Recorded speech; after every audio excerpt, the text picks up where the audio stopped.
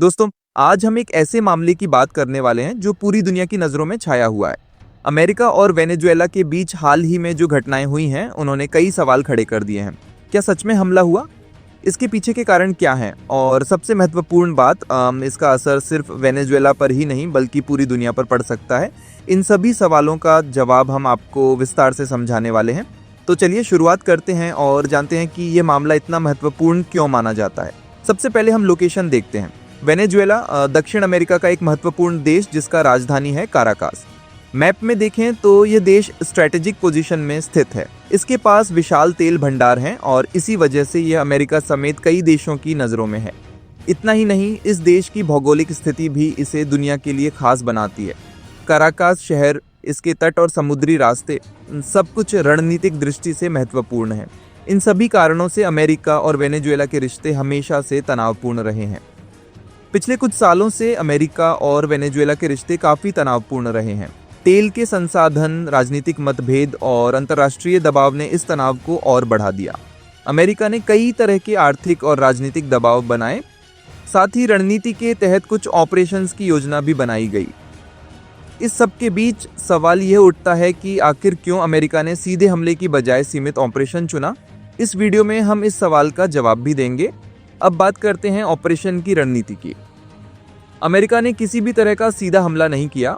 इसके पीछे रणनीति यह थी कि वेनेजुएला पर दबाव बनाया जाए, लेकिन बड़े स्तर का युद्ध टला रहे। इसके लिए उनके पास कई स्तर की योजना तैयार थी। कमांड रूम्स में अधिकारी स्थिति का मूल्यांकन कर रहे थे और अलग अलग तरीकों से कार्रवाई के लिए तैयारी हो रही थी। सैटेलाइट मैप्स और इंटेलिजेंस रिपोर्ट्स इस समय बहुत महत्वपूर्ण साबित हो रहे थे। इसके बाद ऑपरेशन का पहला चरण शुरू हुआ। फाइटर जेट्स और ड्रोन को हवा में उतारा गया। हेलीकॉप्टर्स ने अपने पेट्रोल रूट शुरू किए। यह सभी कार्रवाई सीमित और बहुत ही रणनीतिक तरीके से की गई। नागरिक क्षेत्रों को नुकसान से बचाने के लिए विशेष ध्यान रखा गया। यह सब दर्शाता है कि अमेरिका ने पूरी योजना को काफ़ी सोच समझकर लागू किया। ग्राउंड पर स्थिति काफ़ी तनावपूर्ण हो गई थी। नागरिक भयभीत थे।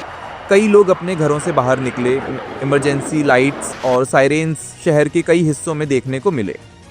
इस बीच सेना के सैनिक अपनी तैयारी में लगे हुए थे। शहर के कुछ हिस्सों में लोगों को सुरक्षित स्थानों पर ले जाने का काम चल रहा था। यह दृश्य हमें दिखाता है कि ऑपरेशन का असर सिर्फ राजनीतिक स्तर पर ही नहीं बल्कि आम लोगों पर भी पड़ा। दुनिया भर के नेताओं ने इस ऑपरेशन पर अपनी प्रतिक्रिया दी। यूनाइटेड नेशंस ने चिंता जताई और कई देशों ने इसे लेकर अपनी असहमति व्यक्त की। ग्लोबल प्रोटेस्ट और अंतर्राष्ट्रीय चर्चा ने स्थिति को और जटिल बना दिया। फ्लैग्स, डिप्लोमेटिक मीटिंग्स और प्रेस कॉन्फ्रेंसेस इस समय काफ़ी चर्चा में रहे। ये दिखाता है कि एक देश की रणनीति का असर पूरी दुनिया पर पड़ सकता है। वेनेजुएला के भीतर लोग असंतुष्ट थे। स्ट्रीट्स में प्रोटेस्ट देखने को मिले। लोग गुस्से और भय के मिश्रित भाव दिखा रहे थे। ये स्थिति दर्शाती है कि इस ऑपरेशन का असर सिर्फ सरकार तक सीमित नहीं रहा बल्कि आम नागरिकों पर भी गहरा प्रभाव पड़ा। कई लोगों ने विरोध जताया और मीडिया लगातार इस पर रिपोर्टिंग कर रही थी। अब हम देखते हैं कि इस ऑपरेशन का भविष्य क्या हो सकता है। क्या यह केवल एक चेतावनी थी या फिर लंबे समय तक चलने वाला जियोपॉलिटिकल खेल? कई विशेषज्ञों का मानना है कि यह केवल पहला कदम है। भविष्य में और भी कई रणनीति और कदम उठाए जा सकते हैं। विश्व समुदाय भी इस पर अपनी नज़र रखे हुए है। तो दोस्तों, ये था अमेरिका और वेनेजुएला के बीच ऑपरेशन का पूरा विश्लेषण। हमने जाना कि ऑपरेशन कैसे प्लान हुआ, इसका असर क्या था और इसके पीछे के कारण क्या है। आप अपने विचार हमारे साथ कमेंट में साझा कर सकते हैं। क्या ये सिर्फ एक चेतावनी थी या इसके और भी बड़े नतीजे होंगे? सोचने वाली बात है। इस वीडियो में हमने आपको स्टेप बाय स्टेप बताया कि कैसे अमेरिका ने रणनीति बनाई, ऑपरेशन किया और इसका असर दुनिया और वेनेजुएला पर पड़ा। उम्मीद है कि आपको यह विश्लेषण पसंद आया होगा। अगर हाँ तो लाइक और सब्सक्राइब ज़रूर करें।